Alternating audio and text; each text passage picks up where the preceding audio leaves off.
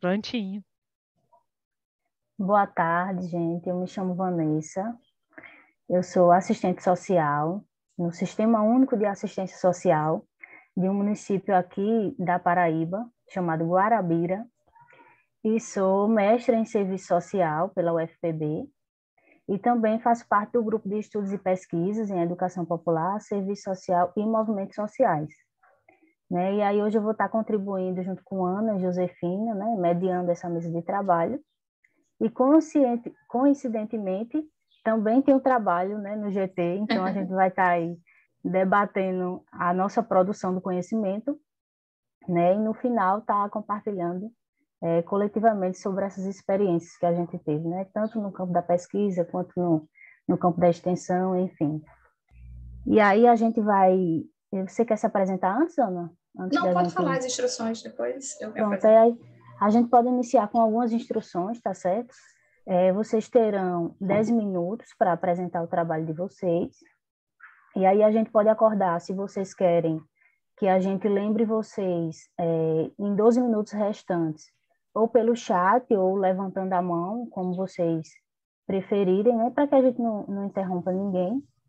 E aí a gente organiza para que todo mundo, né, discuta o seu trabalho, e no final a gente abre uma roda de diálogo, né, virtual, mas uma roda de diálogo, para que a gente compartilhe ideias, para que a gente tire dúvidas, né, para que a gente debata, no geral, o que vem acontecendo nesse GT.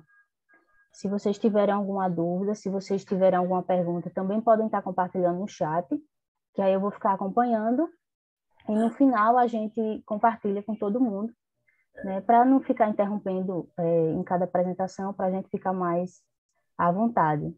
E aí também Vanessa, como... acho melhor a gente já falar no chat, porque a gente não interrompe a pessoa. Ela pode ficar Isso. vendo no chat, acho que é melhor. O que vocês E acham? aí se você não quiser colocar no chat, mas quiser escrever no papel e ao final no debate, né? Falar coletivamente também é de boas. Claro, E claro. Tô falando do tempo de apresentação. isso. O tempo de apresentação, como eu mencionei, 10 minutos, né? Quando tiver faltando 12 minutos aí, a gente avisa vocês para que vocês se organizem, finalizem, né? Para que a gente sobre tempo no debate. E aí no debate a gente pode também estar compartilhando outras ideias. Tá certo?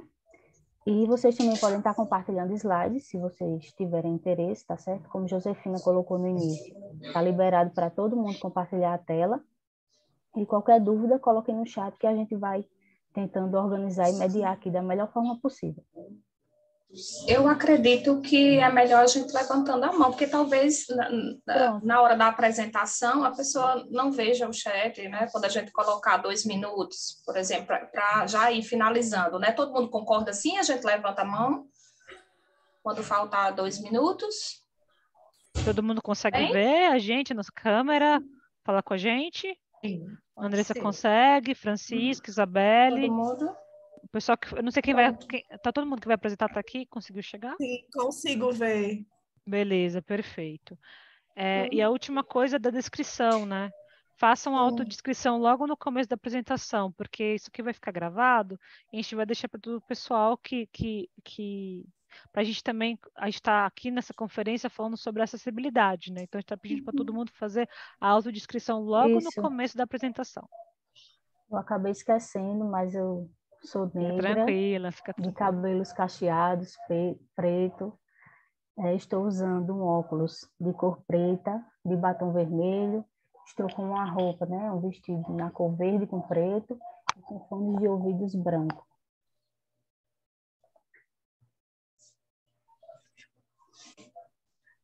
Então, gente, boa tarde, com felicidade. Tudo bem com vocês? Prazer enorme estar aqui contribuindo também, né, nessa roda de diálogo. Meu nome é Ana Cristina, eu também sou assistente social e a gente participa junto, né, Vanessa, do grupo de estudos e pesquisa em serviço social, movimentos sociais e educação popular, o GPDUPS, da UFPB.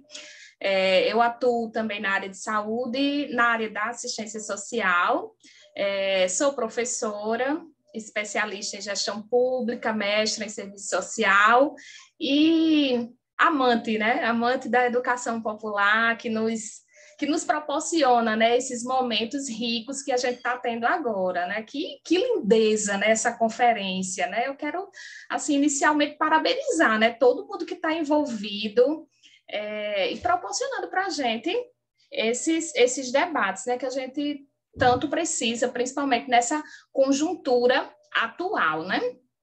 E eu acho que a gente não poderia deixar, assim, de abrir sem uma dinâmica, né? Eu adoro dinâmica, eu não sei vocês. Então, eu queria propor, né, fazer uma dinâmica. Rola, viu, também no modelo virtual, né? A gente tenta, né? A gente se adapta. Que eu acho que vai, assim, contribuir com esse momento, tá certo? Então, para abrir, faremos uma dinâmica. Espero que contribua também, que vocês levem essas dinâmicas para outros momentos aí de roda com os usuários, né, com o público que vocês estão trabalhando, tá? Então, é o seguinte, o nome da dinâmica é a dinâmica das mãos. Era uma vez uma mão. Todo mundo consegue ver minha mão? Coloca aí o... Sim, sim. Ok. Sim. É o seguinte, era uma vez uma mão. Essa mão, ela vivia triste porque ela queria fazer um som e não conseguia. Ela sabia fazer várias coisas, como fazer legal, fazer V de Vitória. Vitória de quem, gente? Dar tchau. Mas ela queria fazer um som e ela não conseguia. Existia outra mão também, e ela queria fazer um som e não conseguia. Sabia fazer várias outras coisas, contar 1, 2, 3, sabia fazer figa, sabia dizer vem cá, mas não conseguia fazer um som. De repente, essas mãos se encontraram e elas conseguiram fazer um som que elas tanto queriam. Era o som das palmas. Vamos bater palma? O som das palmas, o som do trabalho em equipe, o som de unidade, o som de companheirismo, o som dos bons diálogos, o som da emancipação política, o som... De quê, gente? Me ajude. O som de quê? Podem abrir as câmeras para contribuir. Som de som quê? de um cumprimento, quando duas mãos se batem. Sim. O som amizade. o Da som da amizade. gente saber que não está sozinho, de encontrar o outro. Muito bem, o som das partilhas, né? Esse é o momento de partilha, né? De debate, de conhecimento, de troca de saberes, né? O som da rede, o som da luta, o som da resistência. E eu acho que a gente está aqui para isso, né? Para a gente se motivar e continuarmos juntos nessa luta, porque nós sabemos fazer várias coisas sozinhas, não conseguimos fazer? Mas juntos podemos fazer muito mais, ok? Então, que tenhamos uma tarde e noite, assim, bem produtiva de diálogo, tá? Sejam bem-vindos, bem-vindas, né? Uma sala só de mulheres. Bem-vindas. Bem-vindos, que recebemos mais um integrante aí. Tá entrando. Temos Tem o um Lucas homem? e o Flávio agora. Bem-vindo, Flávio.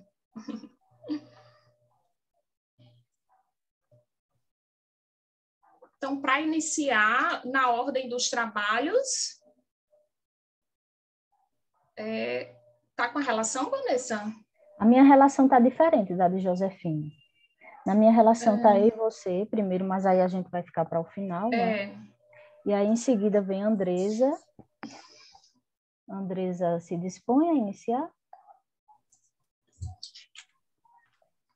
Pode. Exatamente, gente. Pode sim. Então, eu vou tentar compartilhar aqui, e aí eu inicio.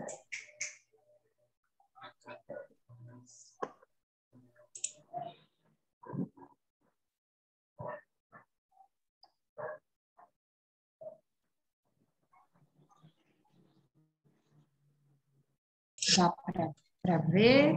Tem que... Sim. Ok, a gente está visualizando. Pode ficar dessa forma ou tem alguma sugestão? Dá para ler, tranquilo. Tranquilo. Bom, meu nome é Andresa, sou uma mulher branca, estou vestindo um top, né, uma regata cinza, tenho os cabelos na altura do queixo, ondulados, e estou usando um fone preto. Eu falo do Ceará, de Cascavel, sou assistente social, recém-formada. Hoje eu trabalho na assistência social, trabalho no CREAS. E esse trabalho que eu vou apresentar, ele foi o meu TCC da graduação, né, que eu finalizei em 2020. E aí, o trabalho é a contribuição da educação popular na prática pedagógica da assistente social. A pretensão era fazer uma pesquisa de campo, como eu estava na época da pandemia, então foi feita uma pesquisa através da literatura científica, né? Então, o objetivo geral, ele era investigar como que a educação popular, ela concretizava-se na prática educativa da assistente social nas experiências compartilhadas através da literatura científica. Os objetivos foram, primeiramente, compreender e descrever a educação popular como uma prática pedagógica, conhecer a relação entre o serviço social e a educação popular e, finalizando, né, identificar quais eram as práticas educativas que se relacionavam com a educação popular a partir de relatos de experiência com a participação de assistentes sociais. E aí, a gente partiu, né, da educação popular como sendo um movimento que surge na América Latina no início dos anos 1960 como uma prática de luta e resistência pela democracia. Nesse trabalho, a gente está partindo do pressuposto, né, da educação popular como uma das formas de fomentar uma nova cultura local, através da reflexão crítica da realidade, buscando transformações que levassem uma vida digna, sem opressão e exclusão.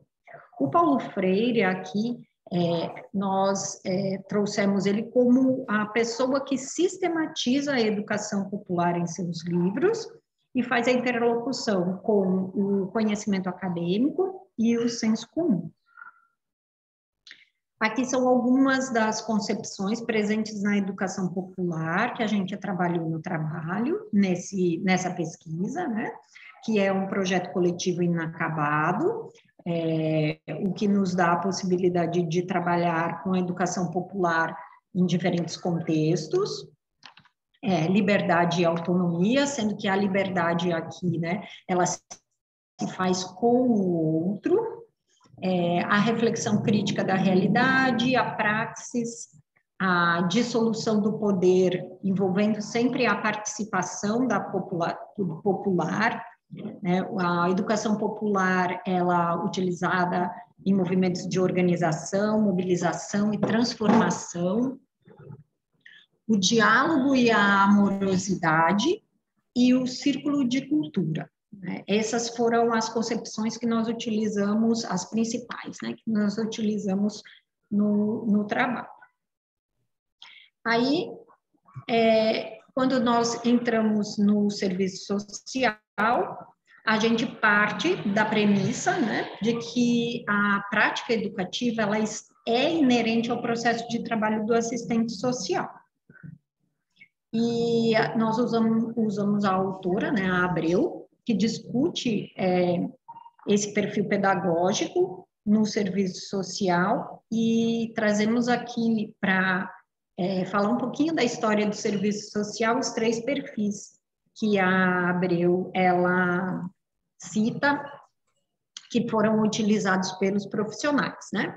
Primeiramente, a pedagogia da ajuda, que foi no início e próximo de 1940, quando o serviço social ele tinha uma influência muito forte da Igreja Católica, e quando a questão social ela estava sempre na esfera individual, moral, onde o assistente social por vezes trabalhava na base da benesse e da distribuição de bens materiais.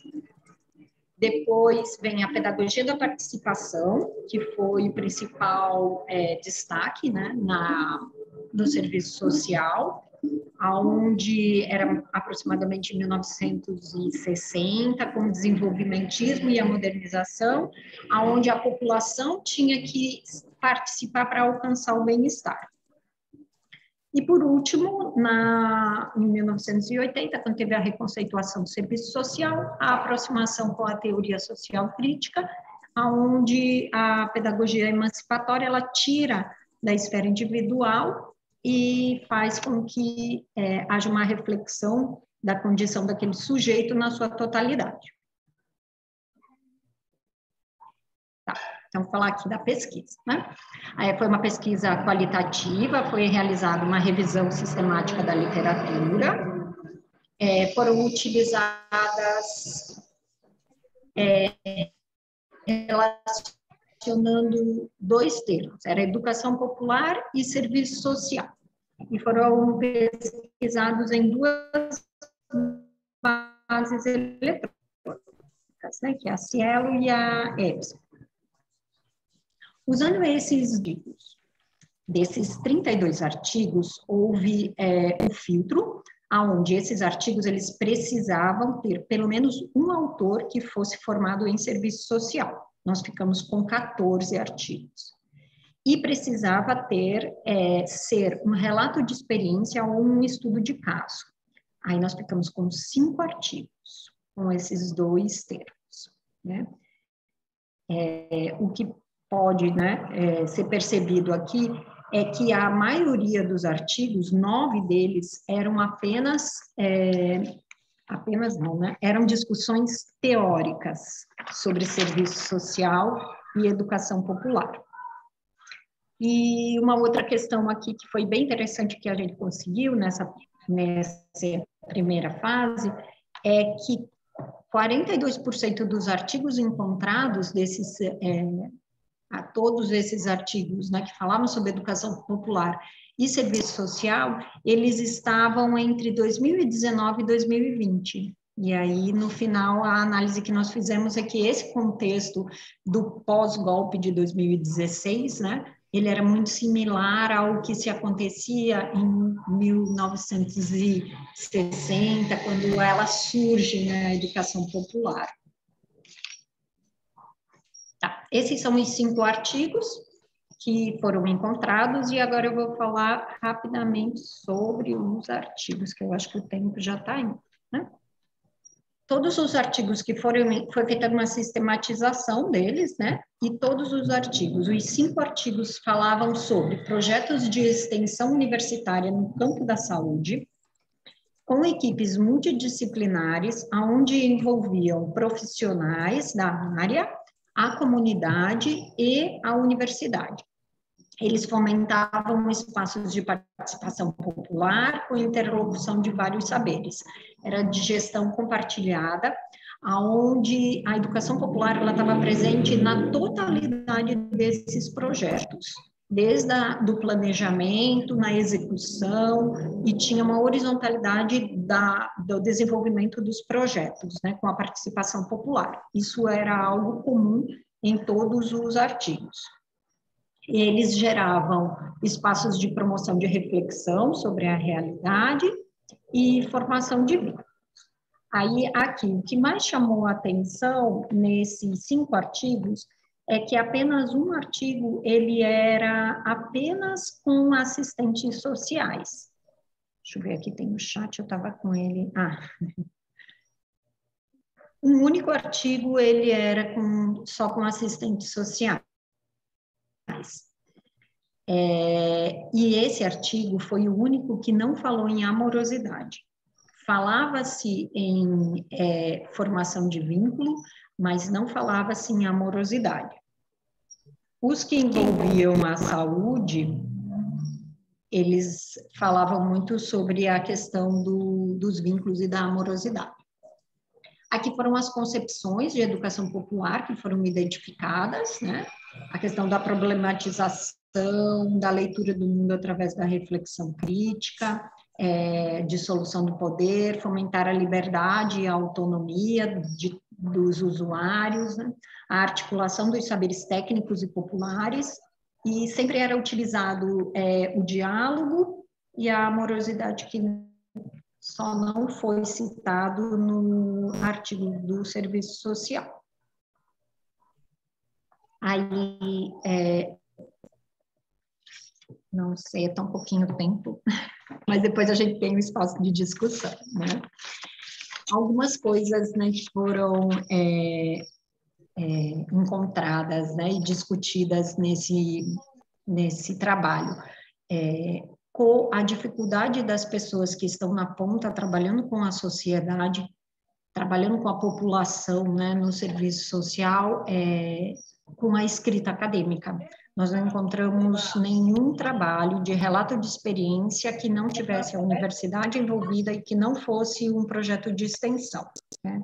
Então, aqui a gente coloca um pouco para pensar, né, talvez o quanto essa escrita acadêmica ou esse acesso mesmo à literatura científica que os profissionais de serviço social têm, esses que estão nos interiores, né? Hoje eu sou uma assistente social no interior e eu percebo a dificuldade que tem de acesso à universidade.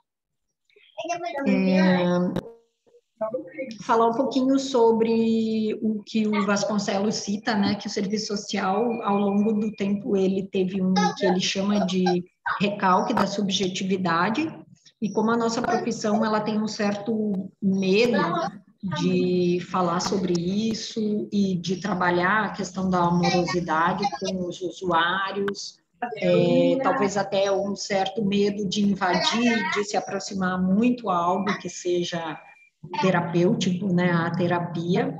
E o quanto eu hoje, trabalhando na assistência, percebo a importância desse afeto, e com os cortes, né, que nós temos na política, o quanto é importante esse acolhimento afetuoso, que por vezes o pouco que a gente tem para oferecer é a escuta e um abraço, né? Eu acho que seria aqui eu vou finalizar, então, já que o meu tempo... Para finalizar, a gente coloca para discussão. E aí, as considerações finais é que a educação popular ela pode sim contribuir para a prática pedagógica do assistente social, tanto em trabalhos interdisciplinares, né?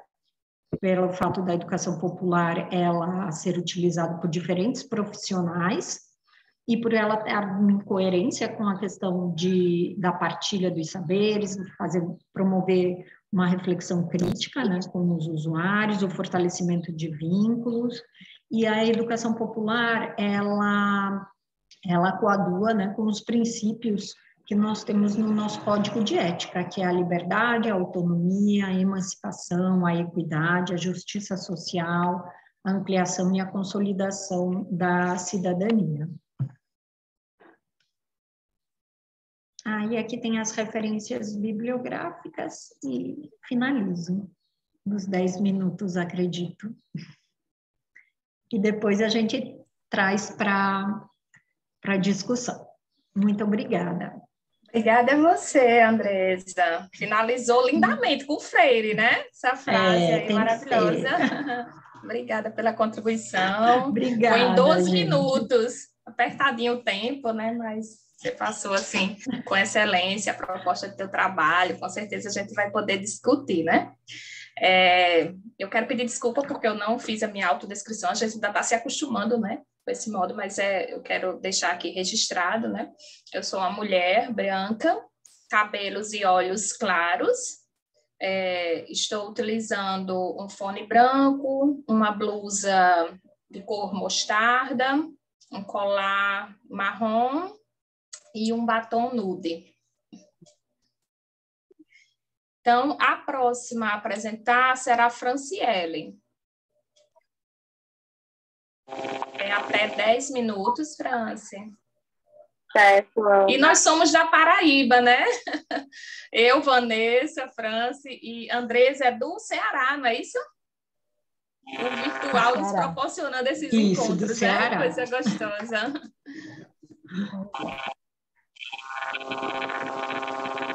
Eu vou... Boa tarde, gente. É uma alegria estar aqui nesse espaço.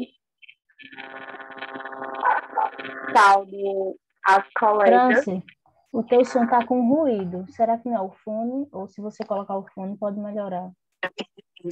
Eu comecei o dia bebendo. Ou o ventilador também, às vezes faz um barulho. Continua. Continua? Então eu vou tirar o fone. Só um minuto.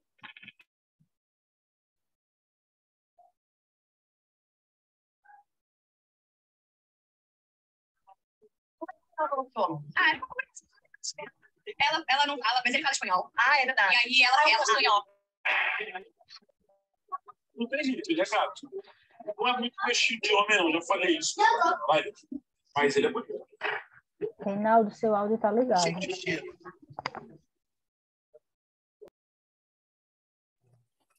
Vocês me ouvem melhor agora?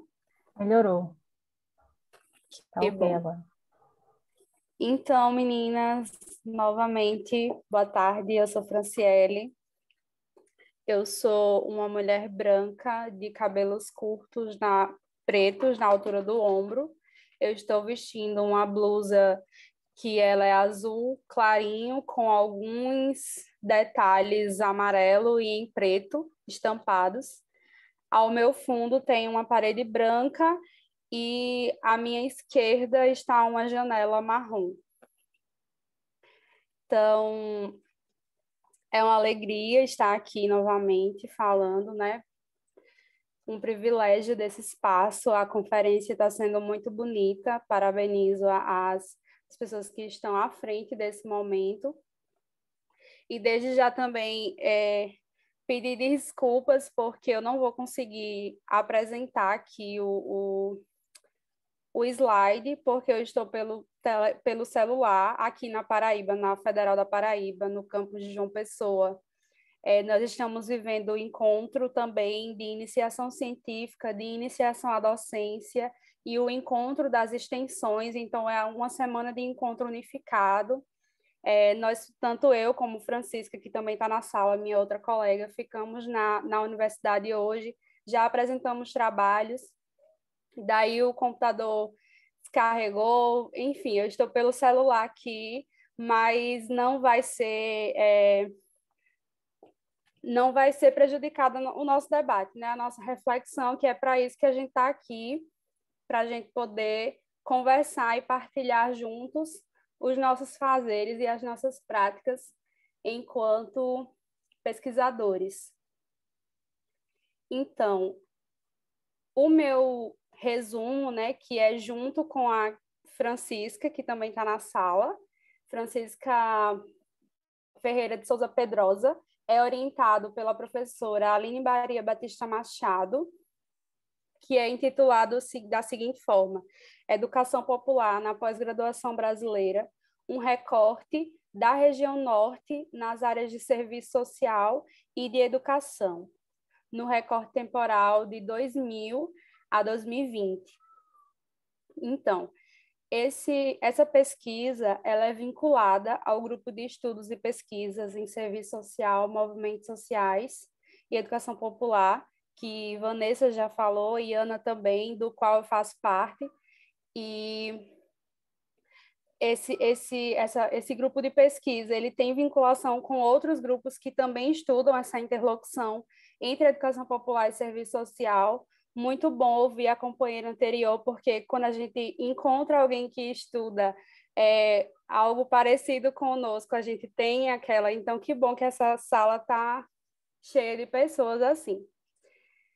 Então, gente, o objetivo dessa pesquisa ela é de fazer um levantamento do tipo de estado da arte, porque o grupo ele inicia pesquisando essa interlocução entre serviço social e educação popular lá em 2010. Mas aí ninguém pesquisava, pelo menos reconhecidamente a nível de Brasil, essa temática ou algo parecido. Então, o estado da arte é sim um ponto de partida e é um grande ponto, porque é um grande levantamento, é muito denso, porque esse levantamento que eu falarei os resultados hoje, né, aqui para vocês, faz parte de um projeto maior, que é o nosso projeto Guarda-Chuva, que é do levantamento de todo o Brasil. Então, a gente concluiu no recorte de 2000 a 2010. Mas aí, levantamento, vocês vão concordar comigo que é algo que sempre vai precisando, vai abrindo mais lacunas, porque a professora, ela idealizou o projeto lá em 2010, então ela pegou o recorte até 2010. Hoje, em 2022, a gente conclui o recorte de 2000 a 2010 no Brasil inteiro, mas aí nós já estamos 12 anos para frente. Então, o recorte ele já se alarga. A gente precisa saber o que é que as pessoas estão pesquisando, como os pesquisadores estão pesquisando a educação popular nessas duas áreas que a gente faz essa articulação, serviço social e na área de educação também. Então, os objetivos secundários, né? Como são muitas dissertações e muitas teses a nível do Brasil, e é um levantamento do tipo de estado da arte, nós não damos conta de estudá-las qualitativamente. Então, nós fazemos da seguinte maneira, conhecendo as abordagens dominantes, como, por exemplo, as temáticas que as pessoas assumem, analisar os objetivos, o referencial teórico, a conclusão, o perfil desses discentes, analisar se a educação popular ela está sendo articulada de forma crítica, certo? E por que pesquisar educação popular no serviço social? Só olhar aqui meu tempo, se vocês estão marcando. A aproximação do serviço social com a educação popular ela se dá em meados de 1970. E a gente sabe que esse momento é um momento da nossa renovação, da renovação da profissão, em que foi um momento de ecletismo, né? Os autores, em suma, eles falam que foi esse momento eclético na profissão, porque a gente se aproximou de muita coisa, a profissão queria beber de outras fontes, mas, contudo, né? José Paulo Neto, por exemplo, ele afirma que só a partir de então foi que criaram-se as bases para que a gente pudesse avançar, para que a gente pudesse sair do conservadorismo. E por que não, como Yamamoto, a gente concorda com Yamamoto, que repensar esse trabalho de educação popular, de mobilização, ele não se confunde com a ressurreição de um passado perdido, de um passado que não vale a pena, digamos assim. Mas Yamamoto ela fala que isso exige uma releitura crítica da realidade, uma releitura crítica da tradição profissional do serviço social, reapropriando-se das conquistas e das habilidades perdidas no tempo e, ao mesmo tempo, superando-as de modo a adequar a condução do trabalho profissional aos desafios do nosso tempo. E, além de Yamamoto, nós podemos citar outros intelectuais de serviço social, como Carmelita Yazbek, que fala que essa educação de base, essa educação popular, ela precisa retornar ao seio do serviço social, lógico, fazendo-se as mediações, as devidas mediações. Metodologicamente, o nosso trabalho ele é exploratório e bibliográfico, e nós buscamos fazer uma abordagem com esses resultados qual e quantitativa, porque nós não ficamos apenas com os números, mas nós buscamos fazer inferências, análises de forma crítica nessa pesquisa. Então, inicialmente, a gente levanta as informações da área de pesquisa, certo? Então, a gente busca nos sites, nos repositórios, no banco da CAPES, na Biblioteca Digital Brasileira de Tese e Dissertações. A gente faz o levantamento digital das produções públicas Nesse caso aqui da região norte, a gente fez o levantamento de 2000 até 2020, ou seja, são 21 anos de recorte, certo? E por que que a gente teve que alargar? Eu tinha dito para vocês que o nosso recorte inicial era de 2000 a 2010, porque a região norte ela tem algumas particularidades, como, por exemplo, o estado do Tocantins, que foi recentemente criado. O estado do Acre, por exemplo, não oferta pós-graduação pública em serviço social e nem graduação. Então, a UFAC, a Federal do Acre, ela não tem curso de serviço social, apenas em educação. Muitas pós-graduações na área de educação, né, foram criadas recentemente, 2017, como é o caso do Amapá, certo? Então, assim, são particularidades que nos possibilitaram, enquanto pesquisadoras, alargar esse período histórico para que a gente pudesse dar conta de mais produções. Para analisar, né, os conteúdos das produções, a gente usa a técnica de análise de conteúdo de Bardhan, onde ela nos orienta que nós façamos uma pré-análise do material, a exploração e, por conseguinte, o tratamento, as interpretações e as inferências sobre os resultados.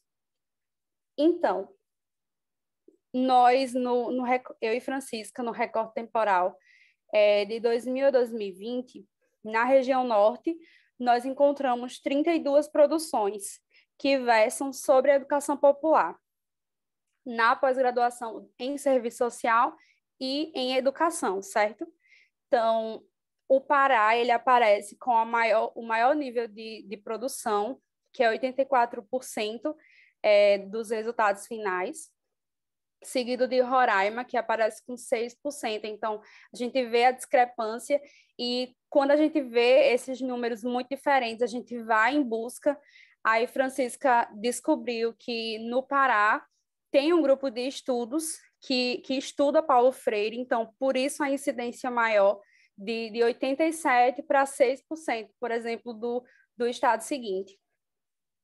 94% dessas produções são da área de educação e apenas 6% da área de serviço social. As dissertações, elas dão conta de 87%, né, o que é muito... Vocês estão me ouvindo? A gente tinha travado, sim, travou não. Tá. Então, as dissertações, elas dão conta de 87% e as teses são apenas 12%, que é muito explicado, porque, como eu já havia dito, as pós-graduações, elas são muito recentes, 2014, 2017, e nós temos ciência de que a pós-graduação mais antiga é a do Amazonas, no estado. Nós temos consciência que primeiro surgem os cursos de mestrado para, em seguida, ser colocado os cursos de doutorado. Nesses 7 estados da região norte, perdão, então, nós pesquisamos Pará, Roraima, Rondônia, Amazonas, Amapá, Acre e Tocantins.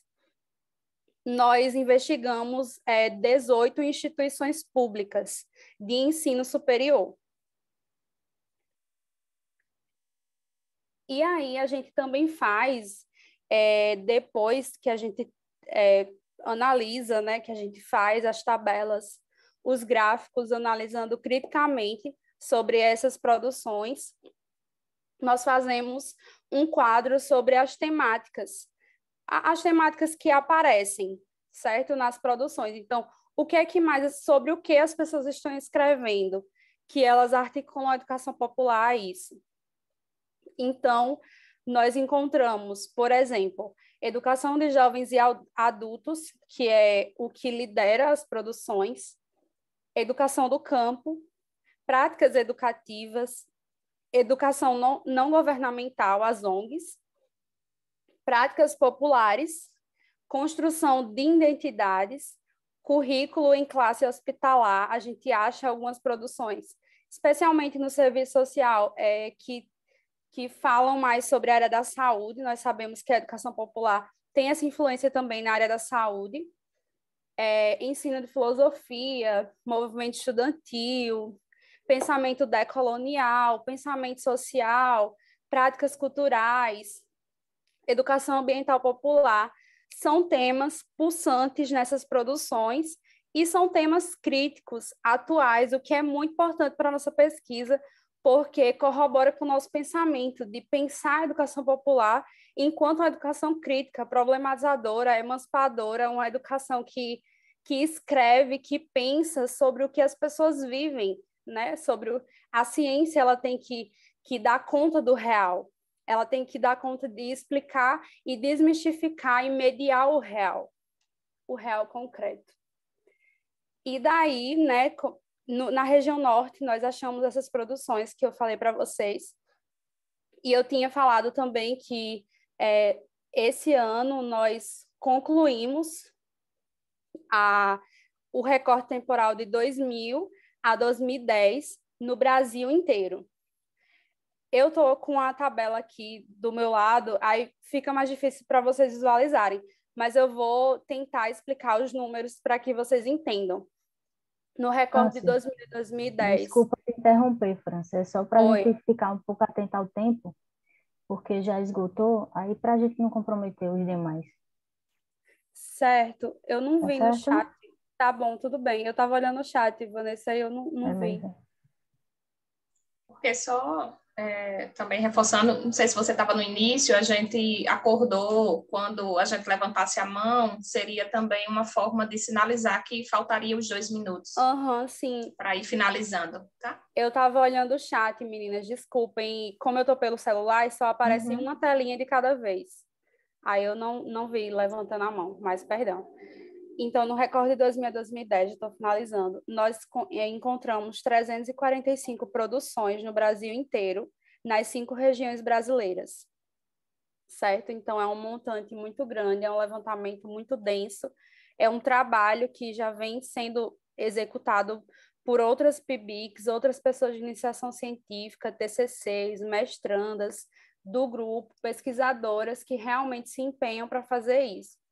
Então, esse é um debate importante, tanto para a categoria profissional quanto para a nossa realidade concreta, porque a gente entende e destaca, né, que a participação, o diálogo, a conscientização, enquanto categorias fundantes e necessárias para o processo de luta e o processo de mobilização dos sujeitos. Então, através disso é possível realizar troca de experiência, de saber, fazer uma leitura do real concreto, de determinantes sociais, culturais, políticos, determinantes econômicos que conjugam para a existência do modo de produção capitalista. Então é isso, gente. Obrigada e desculpa de novo ter extrapolado o tempo, meninos.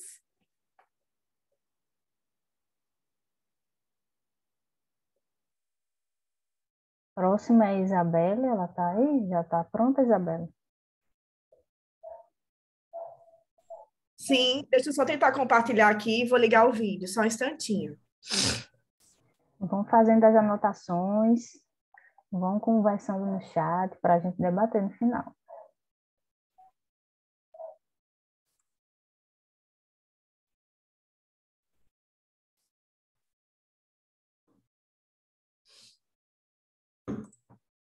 Como é que eu boto aqui?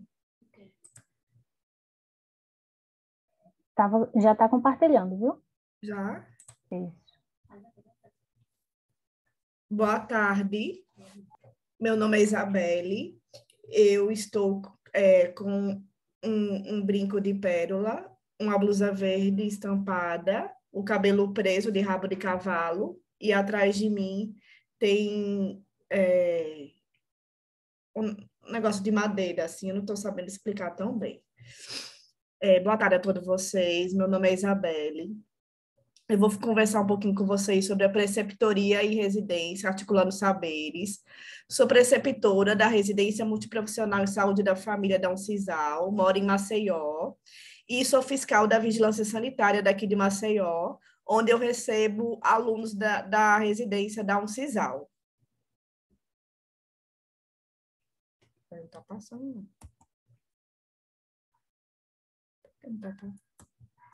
Espera aí que travou, viu, aqui. Agora travou. Só um instantinho, que travou aqui até.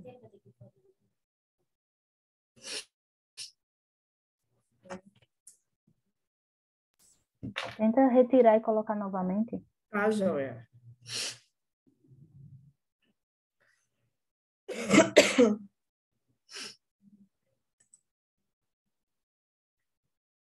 Eu peço desculpas que eu tô meio com a crise alérgica.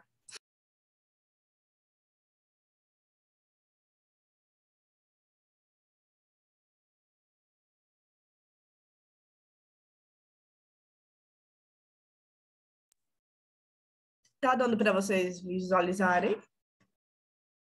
Sim. Pronto, a preceptoria, tá certo? É um processo de suma importância, né? A vigilância sanitária, ela trabalha muito essa questão da educação permanente, através, inclusive, da educação popular, a gente aproximando a teoria com a prática, onde a gente insere, inclusive, esses residentes dentro das fiscalizações, nas ações de educação e saúde, nas atividades de educação permanente. E nessa figura aqui a gente ilustra uma das residentes e uma das autoras, que é também autora, a Fernanda, e a Rosilene também, que é outra autora e preceptora também da residência. Então, a vigilância sanitária, ela trabalha muito em cima dos riscos sanitários.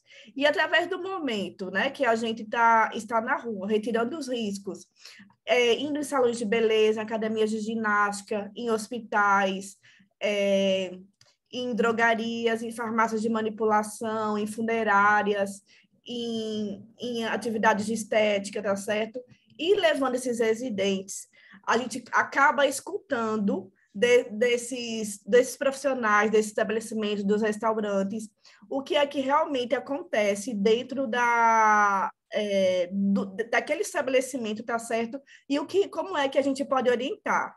E muitas vezes a gente realmente ouve coisas da higiene, também das hortaliças, coisas erradas que eles fazem, que já fazem realmente baseado, inclusive, em educação popular, e algumas coisas certas, realmente, que eles atrelam.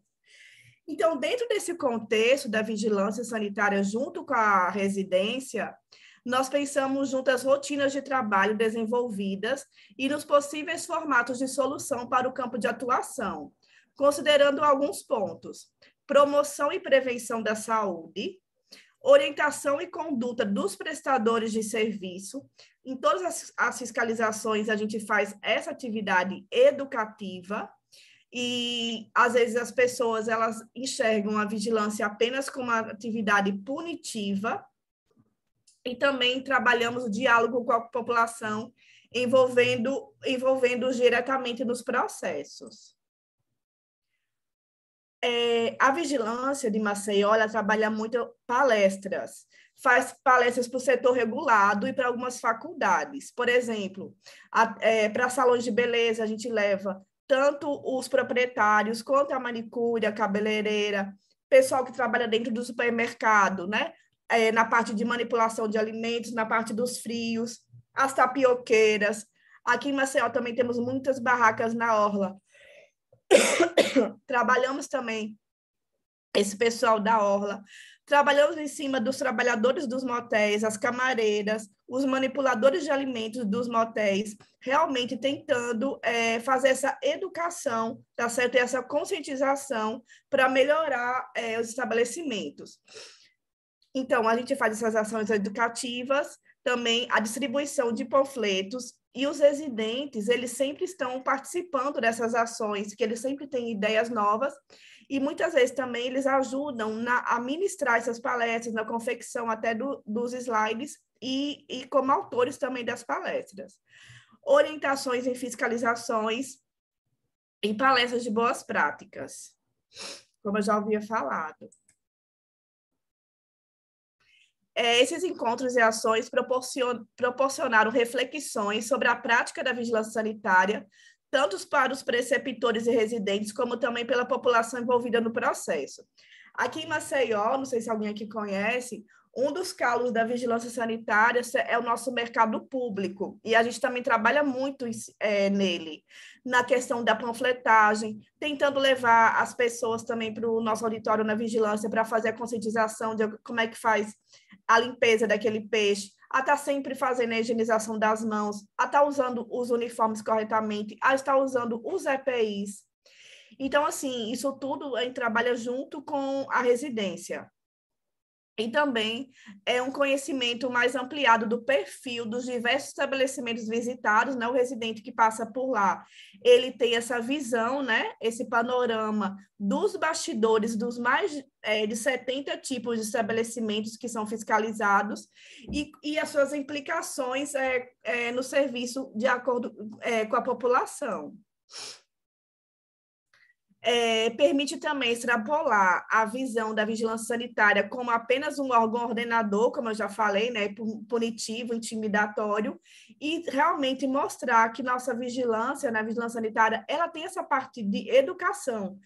A parte punitiva é realmente a última chance que é dada ao estabelecimento, então, realmente, quando a gente chega e configura que realmente não tem condições realmente de estar funcionando, que seria, no caso, aí, uma interdição do estabelecimento. Mas, para chegar nisso, claro que a gente tem que, os fiscais, né, junto com os profissionais, tem que chegar ao estabelecimento realmente, né, aquela cozinha daquele restaurante, ou aquela esterilização, por exemplo, de um hospital, realmente precisa estar um caos, né? Sem as mínimas condições de funcionamento, de boas práticas e de biossegurança funcionando. E, por fim, essas ações desenvolvidas na vigilância sanitária despertam uma consciência crítica e libertadora, possibilitando aos envolvidos serem autores transformadores de suas próprias ações relacionadas à prevenção e promoção da saúde, apoderando sobre os fatores influenciadores da qualidade de vida da população. E é isso, eu quero agradecer, tá certo, a oportunidade de estar participando desse congresso. Isabelle, nós que agradecemos a tua contribuição. Em relação ao slide, você estava passando para a gente ou só ficou na capa mesmo? Estava passando. Estou passando. Para mim, para algumas pessoas, não estava passando. Eita, eu não acredito. Mas para mim aqui está passando. Como você ainda tem um tempinho, só para a gente poder visualizar algumas coisas, se você puder passar. Tá, não tá não. Está em 7 minutos, você tem 3. Tá, não está passando. Tá, peraí, novo compartilhamento. Deixa eu Oi, licença, vocês conseguem me ouvir? Sim. É o Lucas, que é outro autor. Isabelle, tira do modo de apresentação. Peraí, eu estou em novo compartilhamento. Acho que você vai precisar Consigo talvez compartilhar com a gente. Para de compartilhar com a gente e tenta compartilhar de novo sem estar em modo de apresentação. Não tá não em modo, tá vendo alguma coisa? Então, não estamos vendo. Para de apresentar para a gente, encerra e abre de novo. Talvez funcione. Espera aí que eu vou chamar a ajuda dos universitários. Deixa eu só interromper aqui. Só chamar aqui uma amiga minha que está aqui perto. Que até eu ouvi agora a amiga falando. Aconteceu a mesma coisa comigo. Meu computador travou, deu todos os problemas. Mas deu para compreender a discussão. Eu acho que a gente pode dar prosseguimento. Pronto. Qualquer coisa, qualquer dúvida na hora do debate também. Agora a gente está vendo. Tá? Aí, pronto. Coloca Vou retomar aqui o cronômetro em 2 minutinhos para a gente ir finalizando, Isabelle. Coloca ali em apresentações de slides, nas opções lá em cima. Não estou conseguindo, Lucas. Com a setinha ali, ó, tá escrito apresentações de slides, tá vendo? Não. Não? Então, tudo bem, passa dessa forma. Que você pode passar aí que a gente consegue visualizar. Estou vendo aqui que eu mostrei a Fernanda e a Rosilene, outras 2 autoras. Sim. Uhum.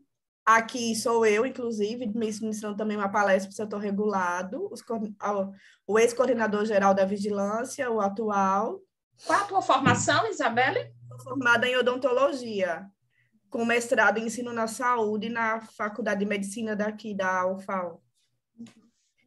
E tenho especialização em regulação de saúde no SUS, em gestão da vigilância sanitária, saúde pública com ênfase na interprofissionalidade e vigilância em saúde.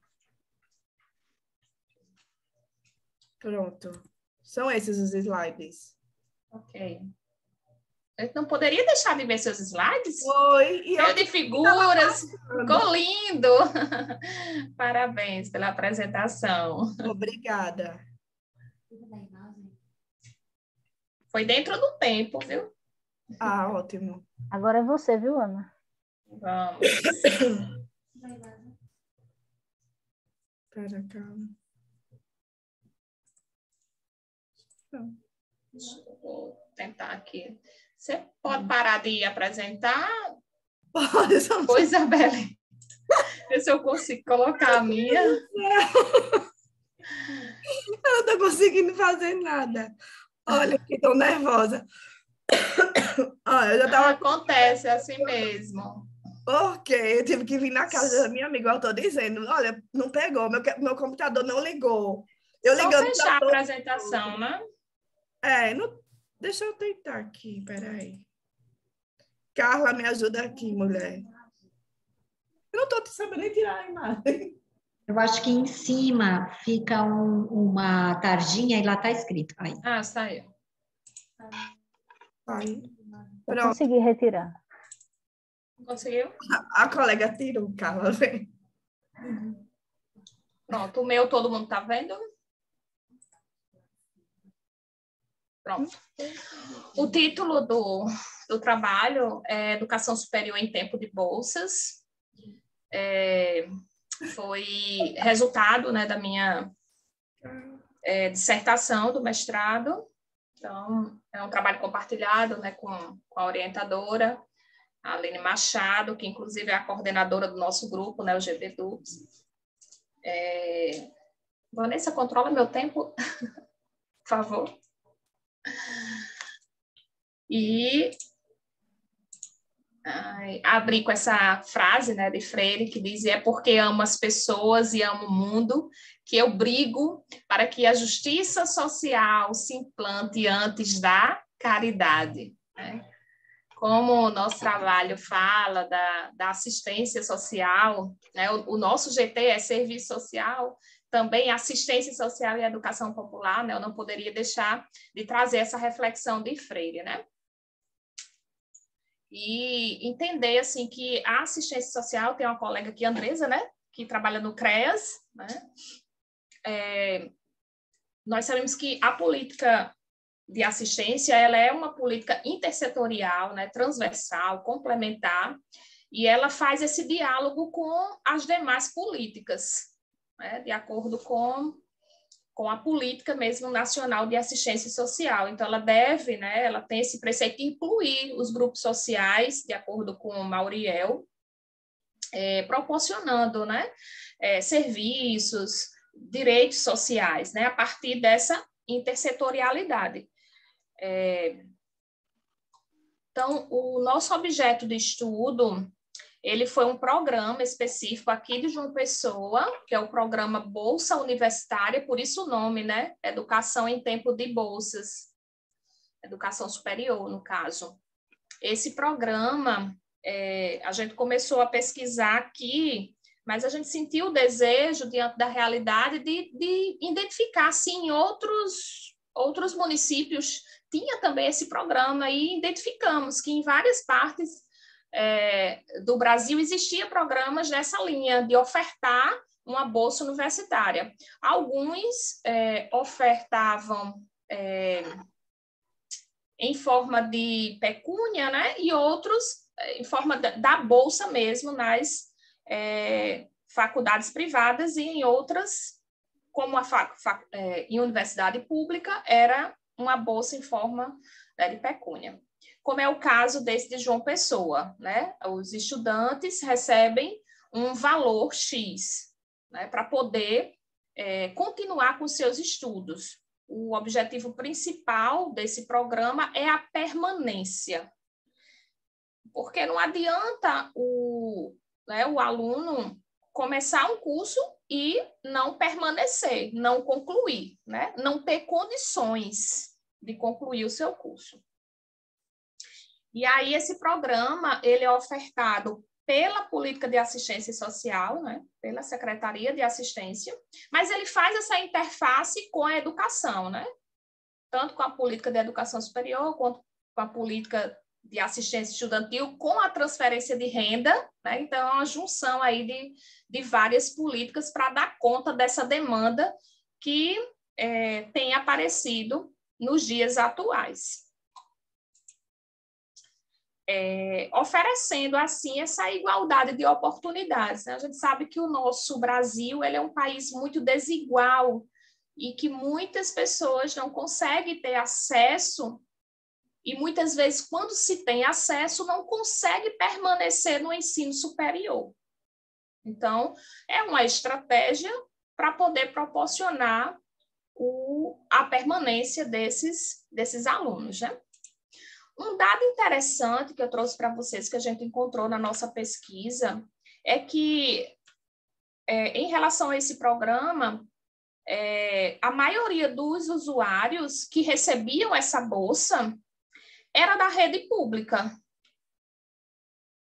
Na minha hipótese, era da rede privada, mas não, era da rede pública. E nós sabemos também que as universidades públicas, as UFs, elas têm suas próprias bolsas, não é isso? Né? Inclusive, acho que tem uma bolsa permanência, né? E tantos outros auxílios que se tem. Ora, e mesmo assim, não consegue atender a demanda. Né? Então, essa foi assim, um dado bem interessante que eu encontrei. Porque acaba que as UFs selecionam, né, os mais pobres dentre os pobres, né, porque existe esse critério de seletividade do perfil socioeconômico e muitas vezes alguns ficam à margem, né, de receber essa bolsa. E aí eu levanto assim, uma discussão, né? A ideia da bolsa ela é interessante, mas é importante que a gente pense em políticas mais sólidas, né? Políticas de geração de emprego e renda, né? A gente sabe, vendo as contradições das bolsas, por isso que eu coloquei entre aspas, né? Porque a gente sabe que ela entra também no circuito da financiarização do capital. Né? O cidadão, o estudante, ele se torna um consumidor, né? Ele entra nesse circuito do consumo. E aí a questão, o problema, ele se torna muitas vezes individual. Como se fosse o meu problema, eu recebo a minha bolsa, então eu vou dar conta, né, dos meus estudos. Né? Mas a gente sabe que é uma questão social, né? A desigualdade, a falta de acesso e permanência nos estudos. Né? E de que forma esse estudante está inserido nessa educação, seja superior, seja na educação básica, fundamental, nível médio, como é que está sendo essa educação, né? A gente aqui está falando sobre educação popular. Então, será que essa educação que está sendo promovida, né, nos âmbitos estudantis, será que está sendo uma educação libertadora que promove essa emancipação política cidadã ou está sendo uma educação bancária, né? E aí eu trago essa reflexão. E aí eu deixo para o debate, sabe? A que ponto, né, realmente essas bolsas elas são efetivas, né? A gente conclui assim que é uma ação paliativa, né? Que a gente precisa de ações mais sólidas, de investir na educação básica, de investir na educação popular, para que essas pessoas elas consigam, né? Independente de bolsa, ter o seu acesso garantido, a sua permanência na educação e em outros espaços que promovam essa educação de qualidade, ok? Então, é isso aí, as considerações, tá? Passo aí para uma mensagem de Ariano Suassuna, que eu acho que é relevante para esse momento, né? Que é muito difícil vencer a injustiça secular. A gente sabe que essa desigualdade do Brasil, ela vem lá da colonização, né? É estrutural.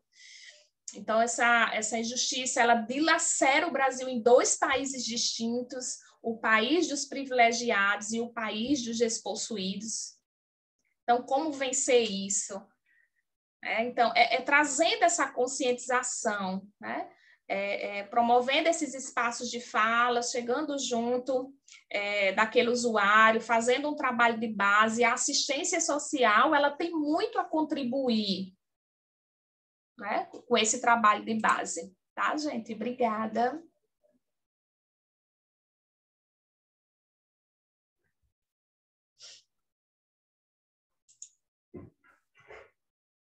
Consegue fechar na tela aí? Estou tentando fazer igual a Isabelle. Eu fechei para vocês, eu fechei. Obrigada. Eu vou pegar agora a lista de presenças e vou colocar no chat também, só para avisar para vocês. Sim. Tá ok. Acho que agora sou eu, né? Eu não fiz slides, porque eu queria conversar mesmo, de forma bem simples. Aí tá, acho que eu fechei. Não, voltou. Mas deixa eu ver aqui uma tela. Não está compartilhando, né? Não.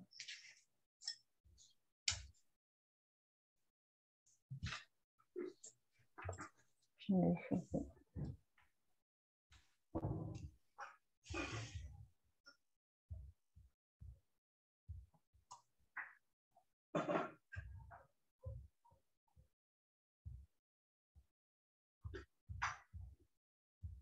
Tá pequeno, né? Vocês estão conseguindo Se puder visualizar? aumentar um pouco. Está minimizada a sua tela, Vanessa. Está minimizada. Deixa a tela grande, pelo menos. Está minimizada. Aperta ela para aumentar a sua tela. O seu Internet Explorer, aumenta ele lá. Ele tá... É isso que eu não estou conseguindo. Tá vendo o quadradinho aqui lá do lado do X? O quadradinho do lado do X na sua tela? Tem o maximizar, o minimizar. Então, não tá porque o zoom tá na frente. Mexeu em tudo aqui. O zoom tá na frente. Não, mas você consegue mexer. Fecha para mim, por favor, Josefina. Estou conseguindo ver aqui você mexendo sua seta em cima da sua apresentação. Pronto.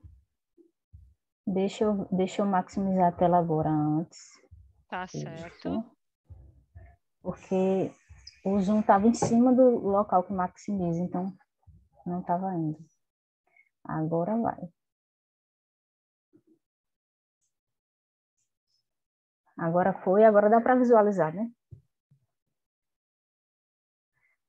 Na verdade, eu não fiz slides, mas aí eu quis compartilhar com vocês, né, um pouco da tela do que foi a minha dissertação, né, porque esse resumo, ele trata-se de alguns resultados do meu trabalho de dissertação, né, no mestrado em Serviço Social, aqui da UFPB, com orientação da professora doutora Aline, né, que é coordenadora do grupo que nós participamos, que é o GPDUPS.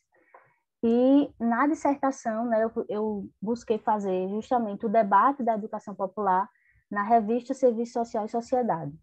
Mas aí, no resumo, né, que eu enviei, eu trouxe apenas alguns resultados, que foi em relação aos constituintes da educação popular na revista Serviço Social e Sociedade, no recorte temporal de 1979 a 2021. Né? E aí, a gente partindo da hipótese, né, de que a educação popular ela pode contribuir, né, com o serviço social e com a prática educativa do assistente social, como bem colocou a colega aí em um trabalho anterior. Então, a gente parte, né, de que conceito de educação popular? Né, de uma educação popular que tem um popular não só como a origem, né, do povo, das classes populares, mas como uma educação popular que tem um direcionamento ético, um direcionamento político, né, em favor dos interesses da classe trabalhadora. Então, seria a educação popular um paradigma educativo, né, que propõe a pedagogia dialógica, participativa, que valoriza os saberes populares, que estimula, né, os processos de conscientização, de mobilização, né, das classes subalternizadas, e que visa essa sociedade mais justa e humanizada. Né? E aí eu trago no resumo também um pouco para nos situar, né, dessa relação histórica que tem o serviço social com a educação popular. As meninas já chegaram a pontuar algumas coisas aí, né, e trazendo justamente quando se dá essa relação, em que contexto histórico o serviço social ele recebe a influência de Paulo Freire. Né? E aí José Paulo Neto vai colocar no livro Ditadura e Serviço Social que essa influência ela vai se dar, né, principalmente os trabalhos que traziam a proposta interventiva, na década de 60, que é quando a gente vivencia, né, o movimento de reconceituação na América Latina. E aí eu vou só situar porque eu vi que tem pessoas aqui que também são de outras áreas, né? E aí esse movimento de reconceituação é um movimento que o serviço social busca romper, né, com suas bases tradicionais, né, com a base da perspectiva da caridade, da culpabilização do indivíduo, né, e se aproximar de correntes mais críticas, né, como a corrente marxista, por exemplo. E aí, né, nesse processo de romper com o tradicionalismo, de se aproximar de correntes mais críticas, é que o serviço social vai beber, né, nas ideias de Paulo Freire.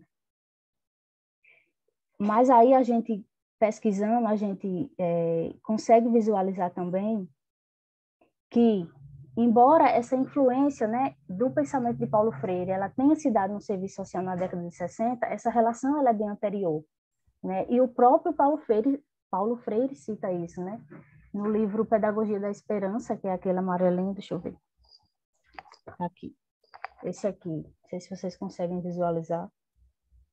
Pronto. Nesse livrinho aqui é que ele cita, né? Ele menciona quando ele começa, de fato, quando ele se aproxima e tem essa relação com o serviço social, né? Que é em 47, quando ele é chamado para trabalhar no SESI, que é o Serviço Social da Indústria. Então, o primeiro contato, de fato, de Paulo Freire com o serviço social acontece nesse período. Embora a influência das suas ideias venha acontecer, de fato, no movimento de reconceituação e também entre a década de 60 e 80, né? Desde o movimento de reconceituação ao método de Belo Horizonte. E aí a gente, quando faz pesquisa, né, e Franci trouxe um pouco aí da dificuldade de encontrar pesquisa, né, que trata desse tema, a escassez de pesquisa que a gente tem, né? E a professora Rosângela Battistoni, ela traz até uma esperança para a gente, que ela diz assim, olha, Paulo Freire influenciou muito o serviço social naquele período. E por que Paulo Freire não é tão citado, né? A gente encontra poucas publicações que mencionam ele do serviço social. Porque a gente vivia um período ditatorial, então a gente não podia estar mencionando Paulo Freire a qualquer custo, porque Paulo Freire era considerado subversivo. Então ela menciona, inclusive, que os primeiros contatos que ela teve com a obra de Paulo Freire foram professores que trouxeram escondido, né, de outros países da América Latina. Então, de fato, às vezes a gente não consegue, né, visualizar o nome dele em algumas obras do serviço social por conta desse período que a gente vinha passando. E um exemplo é esse texto aqui, ó, texto de serviço social de Leila Lima Santos, né, que ela vai sistematizar como foi o método de BH, né, as etapas do método, os objetivos, as metodologias, né, e esse livro inteiro ele não cita Paulo Freire, mas quando a gente para ler o livro, a gente vê como naquele período, como nesse método foi utilizada a metodologia de Paulo Freire, com círculos de cultura, rodas de diálogo, né, dentre outras metodologias. E aí a própria autora, anos depois, né, em uma entrevista para a revista Em Pauta, ela vai dizer que sim, de fato, Paulo Freire influenciou fortemente esse método, mas de fato não se podia estar mencionando ele, né, em qualquer lugar. E aí o objetivo, né, do resumo que eu submeti ao evento era de identificar os principais constituintes da educação popular, né, que são trabalhados na revista Serviço Social e Sociedade, para que a gente perceba se há uma aproximação ou um distanciamento do serviço social com a educação popular. Porque na década de 90 a gente percebe que tem um distanciamento muito forte, né, do serviço social com a educação popular, principalmente após a aproximação de fato do serviço social com o marxismo, né, e ao ecletismo que também ocorreu naquele período, o Francis já mencionou anteriormente, né, e também aos equívocos profissionais, porque, por exemplo, o método de BH, o que era que os profissionais eles imaginavam? Eles imaginavam que eles iriam conseguir acarretar a transformação social a partir da ação social da classe oprimida, ou seja, a partir da conscientização, né? E aí foi um equívoco profissional que acabou também acarretando esse afastamento, mas que o próprio Paulo Freire já menciona, né? A gente não consegue conscientizar ninguém, né? A gente estimula o processo de conscientização. E a profissão naquele período ela não conseguia identificar isso, né? Mas foram equívocos que já foram superados. E aí, nos constituintes da educação popular, a gente procura identificá-los Também porque, não só para dizer, o serviço social, a educação popular pode contribuir com o serviço social, mas para a gente mencionar, olha, a educação popular pode contribuir com o serviço social a partir disso, daquilo, né? E os constituintes da educação popular, eles são, na verdade, elementos teóricos, né, que vão definir a educação popular, que fazem dela esta educação popular com esse direcionamento ético e com esse direcionamento político que eu mencionei. Mas não está passando, né? Deixa eu ver aqui. Deixa eu ir para alguns resultados por conta do tempo. E aí a gente optou pela revista Serviço Social e Sociedade, não aleatoriamente, tá certo? A gente escolheu a revista Serviço Social e Sociedade por ser a revista que a gente considera, né, o veículo de maior importância dentro da área do serviço social, né? E é um veículo que surge também no período ditatorial em 1979 e que é comprometida até os dias atuais, né, com a circulação de produção do conhecimento na área do serviço social numa perspectiva crítica, né? E aí a gente adotou o recorte temporal de 1979, que é quando surge a revista, até 2021. Fizemos um levantamento de 142 edições da revista Serviço Social e Sociedade, e apenas 10 edições apresentavam o debate da educação popular. Isso significa apenas 7% das revistas, né, que abordam a temática, que significa muita incipiência ainda, né, num recorte temporal tão longo. E aí a gente contou com 42 anos, né, no total de 10 revistas, e os números foram a revista 3, 6, 15, 20, 29, 31, 43, 109, 114 e 134. E nessas revistas nós identificamos 12 artigos, sendo 2 de língua portuguesa e 2 de língua espanhola, né, com origem de diferentes estados, né, do Brasil e também de outros países como Colômbia, Uruguai e Holanda. E aí, nesses 2 artigos, a gente percebeu que a maioria deles era da década de 80, que é justamente nesse período que tem uma grande influência no método de BH, né? E aí 8% da década de 90, como eu mencionei, que houve aquele maior afastamento, mas a gente vem percebendo que na última década a produção do conhecimento em relação ao serviço social e à educação popular, ele vem aumentando. E aí, os principais constituintes que a gente conseguiu identificar... Deixa eu passar por conta do tempo. E aí a gente conseguiu identificar um total de 19 constituintes, né, da educação popular nesses artigos, né? O maior deles foi participação, né, seguido de saber popular, de conscientização, de transformação, diálogo, organização, praxis, mobilização, libertação, democracia, contestação, emancipação, formação, resistência, cultura popular, dialética, amorosidade.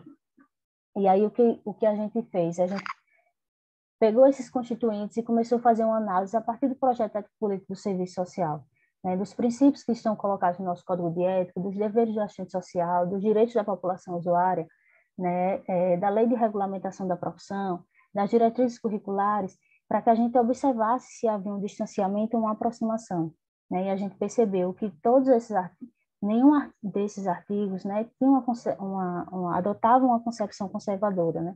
Mas, ao contrário, apresentavam muitas aproximações com o projeto ético-político do serviço social, né? E por isso a gente visualiza, né, a importância da educação para a profissão, né, para estabelecer práticas mais dialógicas, mais democráticas, mais participativas, né, e etc. E aí também tem umas questões em relação ao constituinte da amorosidade, que eu queria citar, mas eu vi que já passou o tempo, né? Eu não vou ultrapassar o tempo, eu vou deixar para o debate para a gente discutir coletivamente, tá certo? Muito obrigada, e é isto. Obrigada a você, Vanessa. Vamos para o debate? Podemos abrir o debate. Se as meninas estiverem prontas, e Lucas também.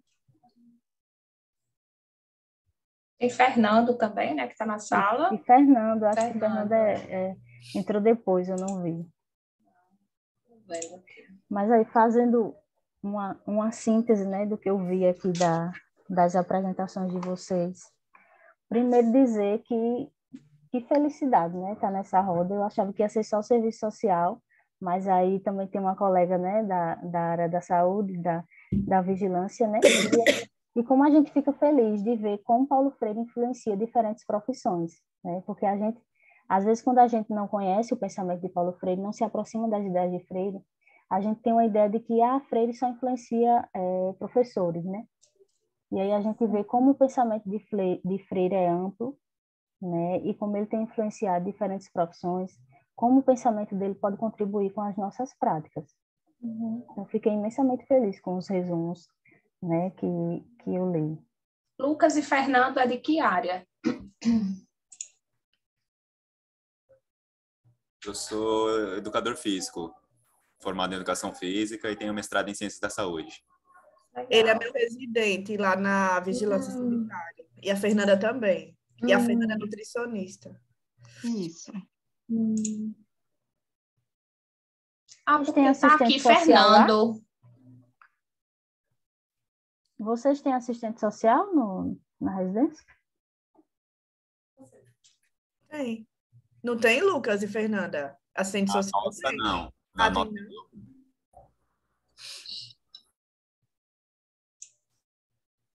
Desculpa, Vanessa, interromper. Se vocês quiserem também colocando as dúvidas antes, né? Colocando algumas questões para a gente ir conversando. Participem, falem, abram as câmeras que a gente quer ver vocês. Inclusive, nós temos que tirar a nossa foto oficial, né? No final aí do evento. Vamos registrar. Eu acredito que é importante dar essa visibilidade, né? Como Vanessa coloca, essa influência, né, de Paulo Freire nas diversas profissões, diversos espaços, né? Muito importante. Eu acho que essas pesquisas demonstram isso. A Franciele, por exemplo, coloca, pelo que eu vi no resumo, Franciele me confirma, o Nordeste ele ficou em segundo lugar, que escreve sobre educação popular, é isso? Isso mesmo, Ana. Pois é, o Nordeste, ó, com toda a força, né, gente? E tem até uma questão importante, mas espero terminar e depois eu comento. Acho que primeiro ficou o Sul, né, e segundo o Nordeste. Tem também uma questão que eu acho que foi a Andresa que colocou sobre a dificuldade do falar acerca da amorosidade que o assistente social tem, né? Eu queria que a Andressa colocasse também sobre isso. A Isabelle, eu vi que ela colocou que trabalha com metodologias ativas, né? Queria que você também falasse um pouco.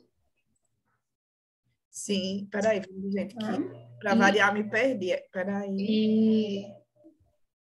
Eu acho que quando a Franciele, né, coloca esse resgate, acho que a própria Vanessa também coloca esse resgate e a adequação, né, resgatar esse trabalho de Paulo Freire, né, para a gente estimular esse trabalho de base junto ao nosso público, é importante, principalmente nos dias atuais, né, para estimular essa conscientização, essa mobilização popular, né?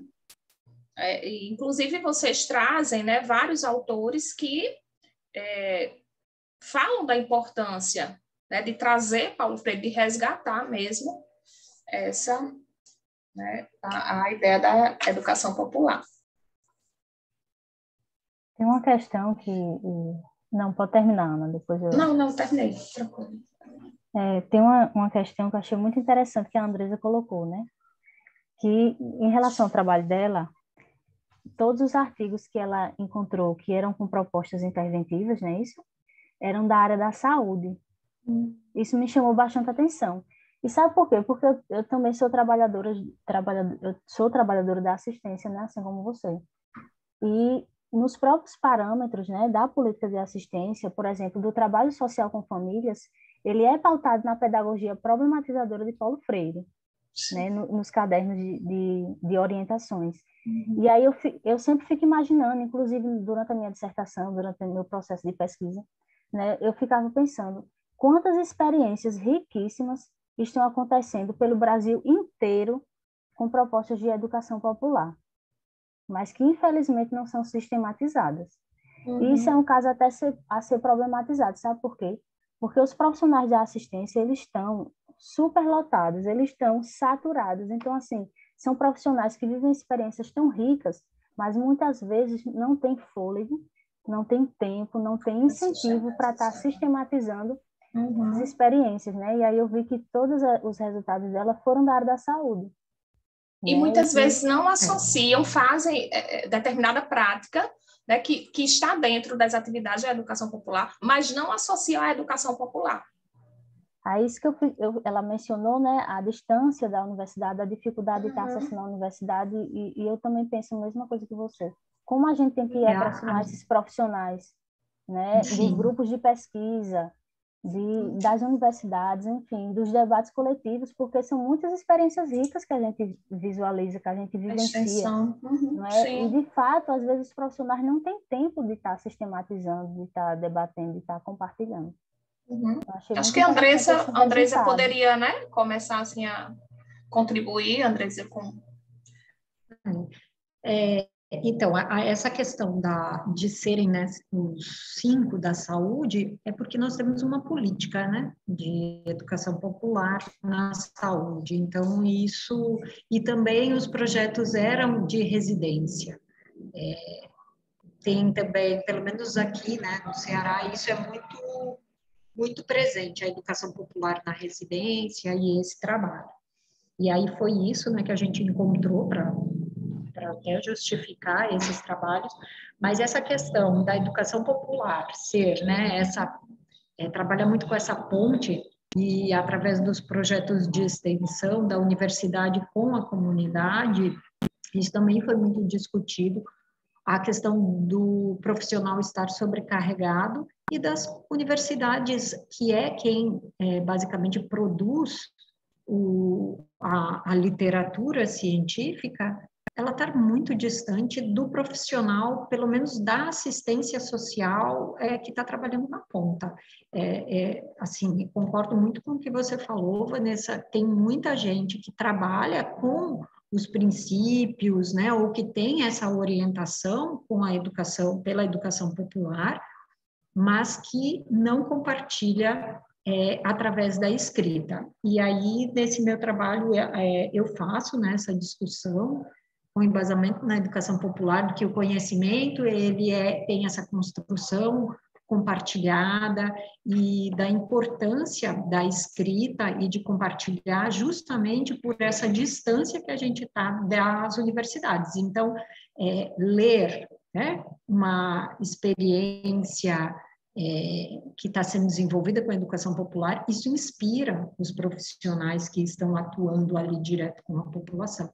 E aí eu queria falar, né, que no CBA tiveram, acho que 5 ou 6 artigos com educação popular, né? A professora Aline Machado, acho que estava bem nos 3, não sei se foram vocês que publicaram, e como eu fiquei feliz ao ver isso, né, porque realmente é uma temática que está retornando na discussão. Hoje eu faço parte de um grupo de pesquisa na UES, de práticas da não violência, e a educação popular, ela é a base, né? A gente não fala mais diretamente, talvez a gente não vai encontrar nessas sistematizações quando a gente procura Paulo Freire e educação popular diretamente, mas a gente vai encontrar na promoção da cultura de paz, que o embasamento é a educação popular. Então, talvez a gente tenha que ampliar essa nossa forma de procurar onde está a educação popular. O círculo, né, de construção de paz que está na educação,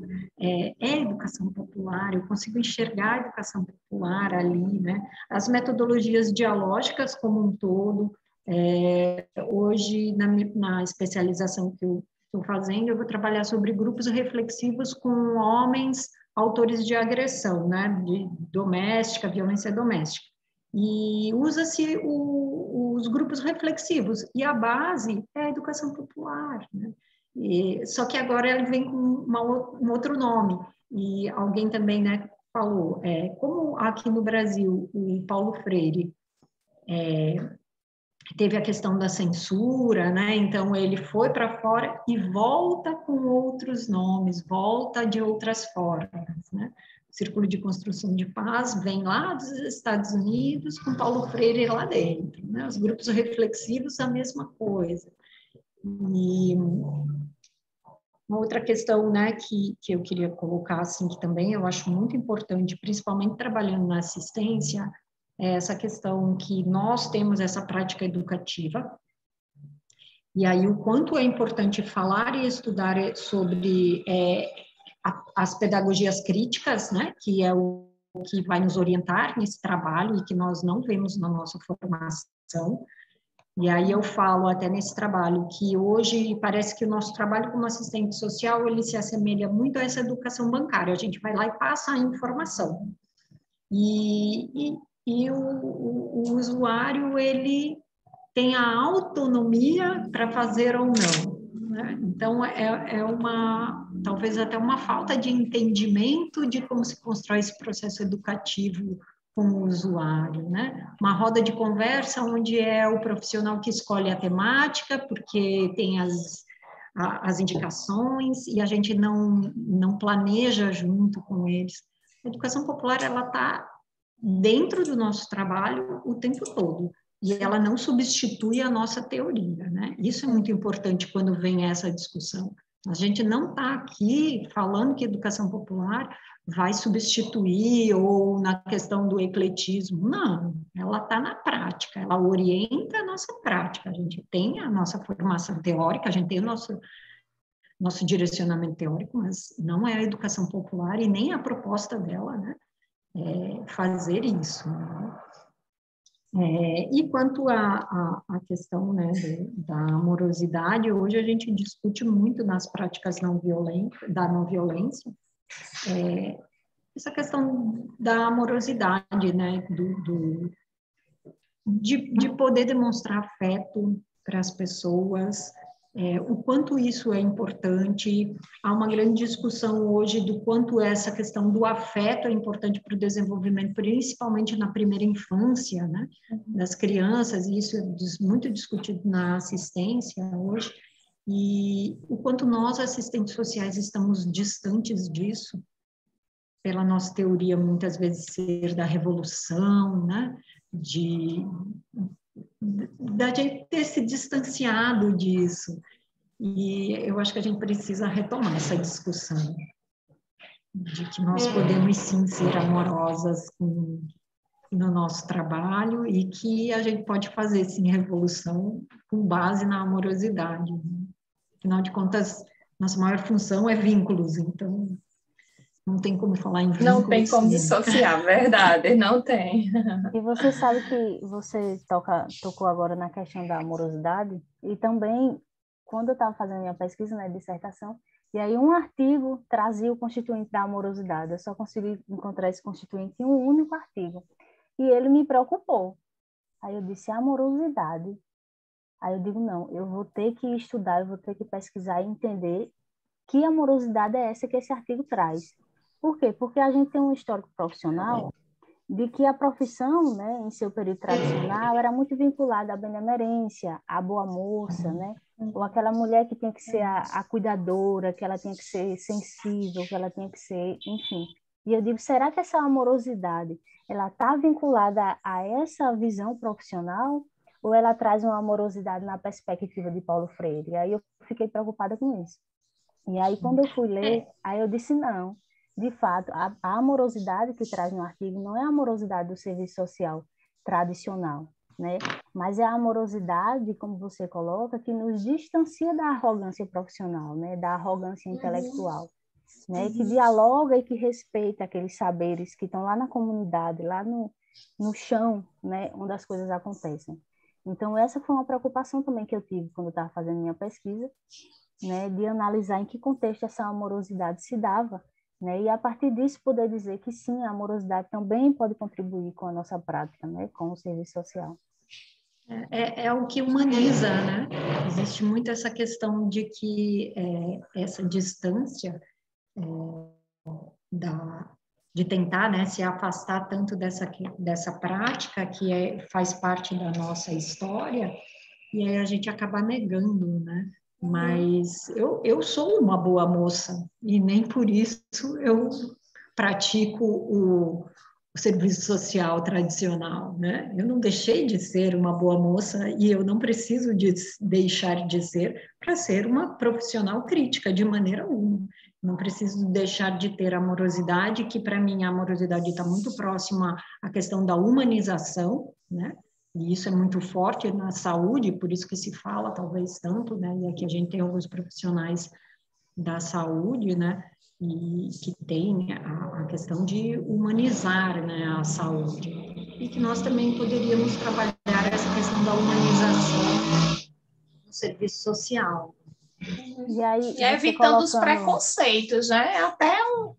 Até você mesmo quando coloca, né, Vanessa? Espera aí, como é isso, né? Então, e a gente se coloca naquela posição, né, de aprendiz mesmo e diz, olha, vou ter que estudar, né? E de repente você se depara, poxa, é bom, né? Vai contribuir aí, sim, né?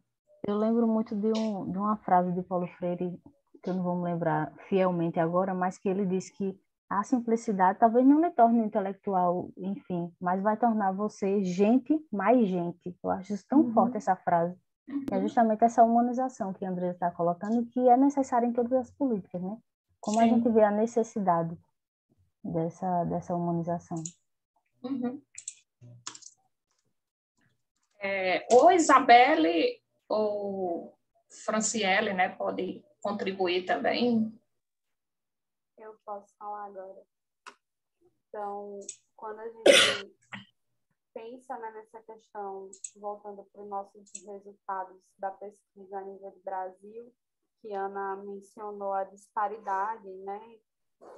Nós temos de 2000 a 2010, nós encontramos 345 dissertações e teses espraiadas pelo Brasil inteiro, mas não deixa de ser um dado interessante a diferença, né? Porque quem ocupa a primeira posição, vamos por assim dizer, que lidera com essas produções é a região sul, com 193 produções.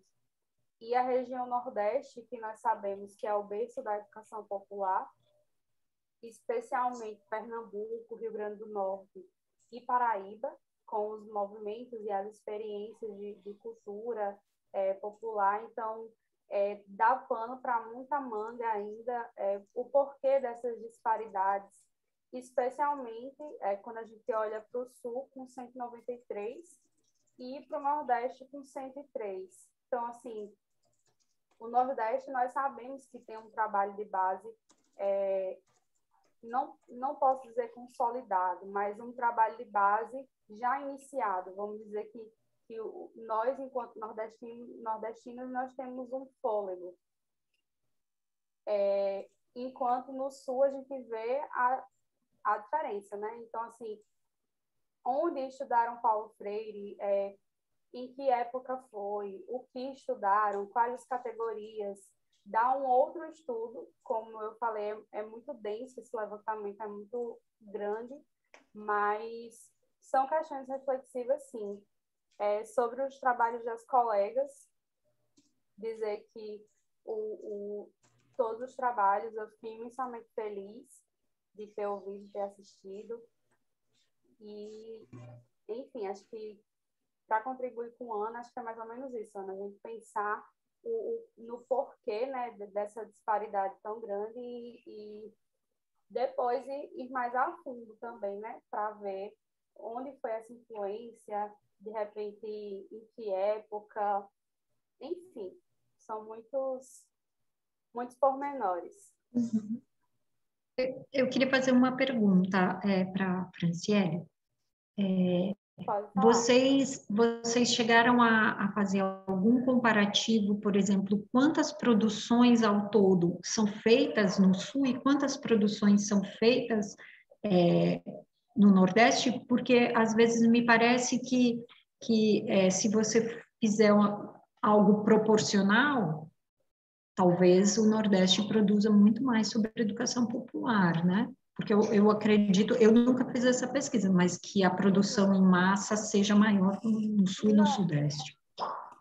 Realmente, né? A gente sabe que o locus da ciência é privilegialmente Sul e Sudeste. Mas, assim, enquanto a nossa recorte de pesquisa, né, porque a gente tem um recorte de 2 áreas, então a gente não pesquisa, por exemplo, nas pós-graduações em saúde pública, que nós sabemos que também articula a educação popular, especialmente aqui no Nordeste. Aqui na Federal da Paraíba, nós temos um programa de saúde em saúde da família que articula bastante, se articula com a educação popular, mas como nós temos esse recorte de ser pós-graduação em educação ou pós-graduação em serviço social, talvez delimite um pouco, né, essa nossa forma de abranger. E também os anos, né, 2000 a 2010. Nós sabemos que muitas são inferências, né? A gente está falando aqui pensando junto de reflexões, possíveis reflexões. Por exemplo, nós temos pós-graduações pouco consolidadas ainda, quando a gente compara, né, com o Sul e Sudeste, que já tem pós-graduações mais antigas, pós-graduações mais financiadas, mais consolidadas, mas é o que digo, a gente teria que fazer um estudo mais profundo para poder entender essa diferença. E o Paulo Freire, ele atuou durante muito tempo em São Paulo, né? Tem muita experiência na educação, né? Mas ele atuou muito lá, então também... Isso é interessante também, porque durante a minha pesquisa também observei isso. Como não tem tantas experiências sistematizadas, mas assim que iniciou a pandemia, né, 2020, aí começou uma série de lives, né, de eventos virtuais, enfim. E aí eu comecei a acompanhar principalmente os eventos que tinham um pouco a ver com a minha temática de pesquisa. E aí, como autores do serviço social expressavam verbalmente as experiências e a influência que teve com Paulo Freire. Foi incrível.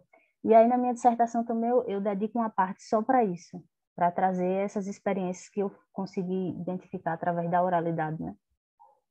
Dessas experiências desses autores, mas que, de fato, não estão nas obras, a gente não consegue identificar nas produções. E aí, em relação ao que Franciele trouxe, da incipiência, né? Como a gente vê, de fato, que a maior produção, de fato, acontece na área da educação. Porque aqui na Paraíba, por exemplo, quando eu era PIBIC, eu desenvolvi essa pesquisa que Franciele está fazendo no estado da Paraíba, né? E aí, depois eu ainda dei prosseguimento à pesquisa e eu cheguei ainda a pesquisar com outras PIBICs, né, de 80 a 2020. Né? E 99% das produções eram da área de educação. Apenas 1% era da área de serviço social. Então, olha como é incipiente esse debate, né? E assim, a produção vem aumentando, né? Também por influência do nosso grupo de pesquisa aqui na UFPB, né? Que vem aumentando muito o debate, mas de fato há uma incipiência muito grande quando a gente vai pesquisar nas produções do serviço social. E na área de saúde também, né? Que Franci coloca, Andressa também, e aí acho que a Isabelle, como é da área de saúde, também pode contribuir, né? Sim. Primeiramente, quando eu vi esse congresso, né, que ia ter, aí eu chamei os residentes e comentei, gente, vamos escrever alguma coisa para cá, o que a gente poderia escrever? Aí todo mundo se assustou, porque o tema era educação popular, e aí a gente pensou, meu Deus, não, aqui não tem nada a ver com a gente. Mas aí depois, quando a gente começou, né, a realmente a relembrar o que é educação popular, porque isso, inclusive, é visto na residência deles, é visto né, nos cursos, atualmente, principalmente, né, Paulo Freire é muito citado nos atuais cursos da área da saúde em todos. A partir do momento que você faz uma capacitação, né, uma pós, sempre se fala em Paulo Freire, e eu sempre estudei muito com assistentes sociais também, nas minhas pós. Aí a gente viu que realmente na vigilância sanitária, lá no nosso trabalho, a gente vê essa questão a gente pratica educação popular, e às vezes a gente não se dava conta disso. Porque quando a gente chega nas fiscalizações, né, nas abordagens, a gente também ouve, né? É uma conversa ali, o que acontece. A pessoa, quando explica para a gente como é que ela faz cada procedimento, a depender do estabelecimento que está sendo fiscalizado, e essa conversa, e essas também, essas palestras que ocorrem também, né, que a gente disponibiliza, isso tudo é trabalhado lá, a educação popular, e a gente não se dava conta disso. A gente realmente se deu conta porque a gente quis realmente, né, que eu bati o pé, não, a gente vai arrumar um jeito, porque a gente vai ter que escrever para esse congresso, porque eu quero apresentar. Mas aí a gente viu que realmente teria como, porque a gente pratica, está no nosso dia a dia, a gente às vezes não se dava conta disso, porque a gente fica só pensando em educação permanente, educação em saúde, e acha que a educação popular, às vezes, no serviço, né, aí não está aplicando. Principalmente num órgão como uma vigilância sanitária, né, que tem uma equipe interprofissional, tem muitas pessoas antigas, e que, assim, às vezes ainda tem dificuldade, até mesmo nessa parte da educação permanente, na educação em saúde, e em trabalhar essa questão da educação popular, mas a gente, né, eu que como preceptora no serviço, a gente consegue sim fazer isso no nosso dia a dia.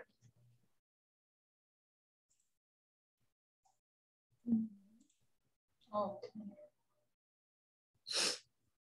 É bom que você conseguiu fazer, né, essa relação teoria e prática, né, e conseguiu construir esse trabalho e sistematizar, né, o que vocês já vinham, né, a maneira como vinham intervindo aí no cotidiano profissional. Isso mesmo. Alguém mais quer falar? A sistematização de experiências, né, que a gente tanto falava aqui, da importância de estar sistematizando essas experiências, estar compartilhando, né, essas experiências, inspirando outros profissionais de outros estados, enfim, de outras políticas.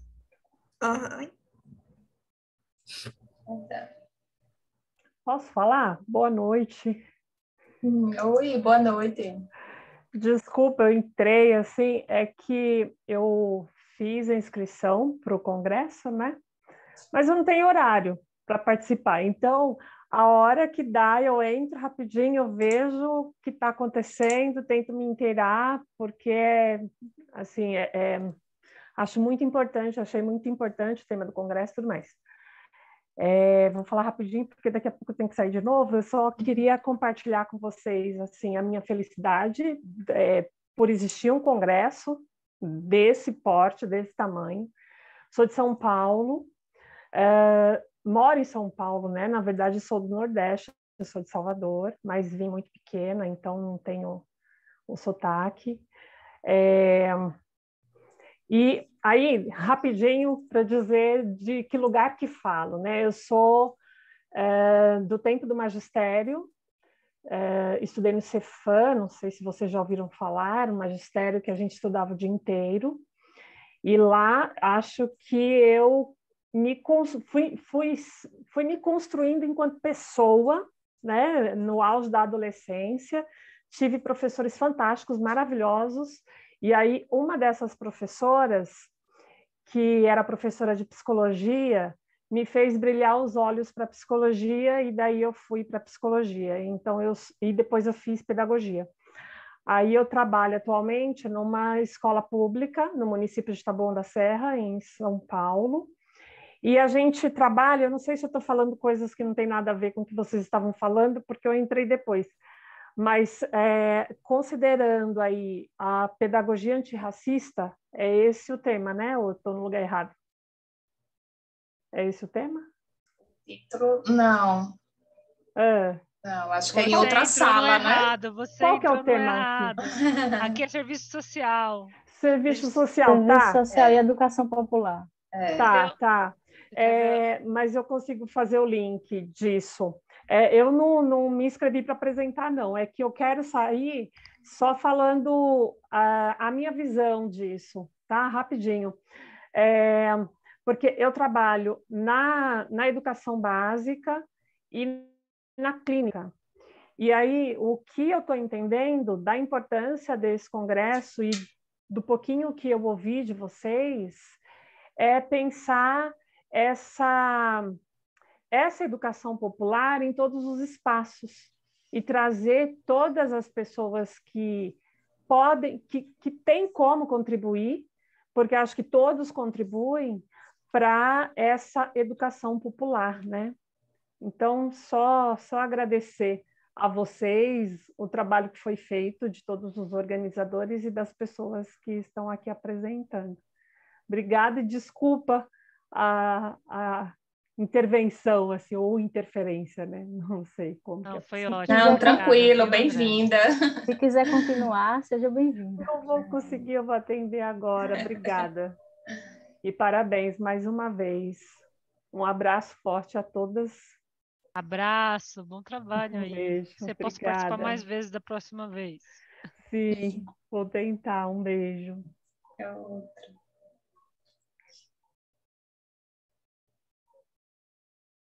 Alguém mais? Vamos fazer a nossa foto oficial? Pode ser? Todo mundo de câmeras abertas?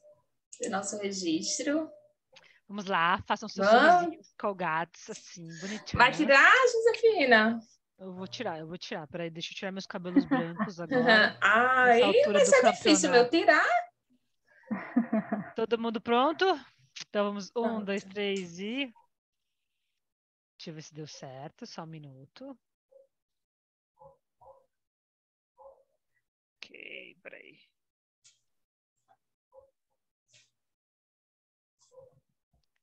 Deu certinho.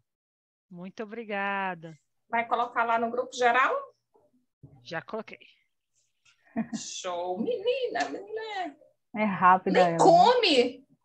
Coitada de Josefina! Querem outra? Não, tá tranquilo aqui para mim. Acho que tá é bom. isso, né? Somos nós, né? Gente, alguém mais fazer alguma pergunta aqui? Você acha que terminou, Ana?